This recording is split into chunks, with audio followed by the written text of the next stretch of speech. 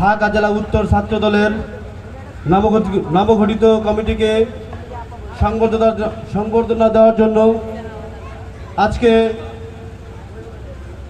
এই সংবর্ধনা অনুষ্ঠানে উপস্থিত আছেন ঢাকা জেলা উত্তর ছাত্র দলের সংগ্রামী সভাপতি জনাব তমিজউদ্দিন তানভীর ভাই।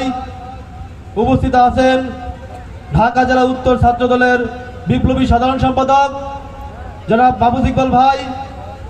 এছাড়াও উপস্থিত আছেন গণবিশ্ববিদ্যালয়ের সাবেক কৃতি সন্তান, কৃতি শিক্ষার্থী এবং নয়ারহাটের কৃতি সন্তান আমাদের সকলের প্রিয় ভাই রাসেল ভাই। এছাড়াও উপস্থিত আছেন এলাকার গণ্যমান্য ব্যক্তিবর্গ এবং সামনে উপবিষ্ট গণবিশ্ববিদ্যালয়ের সাবেক বর্তমান সাধারণ শিক্ষার্থী এবং এলাকাবাসী। সকলকে ধন্যবাদ জানিয়ে আমার বক্তব্য শুরু করছি। আজকে এই সংবর্ধনা অনুষ্ঠানে যাদেরকে কেন্দ্র করে সংবর্ধনা দেওয়া হচ্ছে, আমি বলতে চাই রাজপথে তারা অজ্ঞাতবয় সৈনিক হিসেবে কাজ করেছেন। বিগত সময় আমি দেখেছি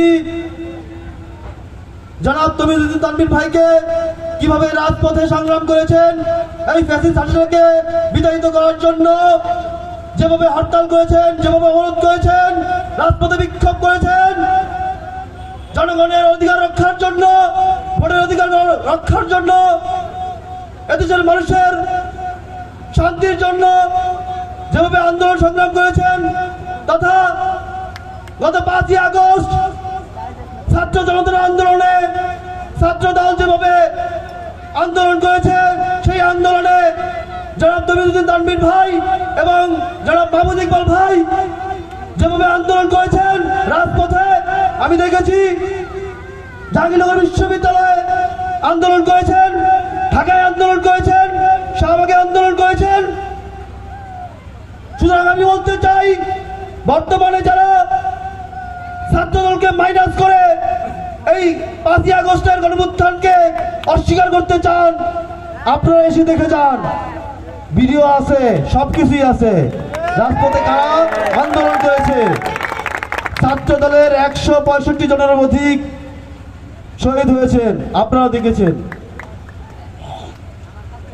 সেই জায়গা থেকে বলতে চাই, এই ক্রেডিট শুধু একার সাধারণ শিক্ষার্থীর নয়, এই ক্রেডিট ছাত্র সমাজের, ছাত্র দলের, জনগণের, সবার। সুতরাং আপনারা ঐক্যবদ্ধ থাকেন। আগামীতে একটি উন্নয়নমূলক রাষ্ট্র বিনির্মাণে ছাত্র দল ঐক্যবদ্ধ ভূমিকা রাখবে এবং তমিজ ভাই, মাহফুজ ভাইয়ের নেতৃত্বে আমরা সামনে এগিয়ে যাব। ধন্যবাদ সবাইকে। বাংলাদেশ জিন্দাবাদ, বাংলাদেশ জাতীয়তাবাদী ছাত্র দল জিন্দাবাদ, ঢাকা জেলা উত্তর ছাত্র দল জিন্দাবাদ, আশুলিয়া থানা ছাত্র দল জিন্দাবাদ।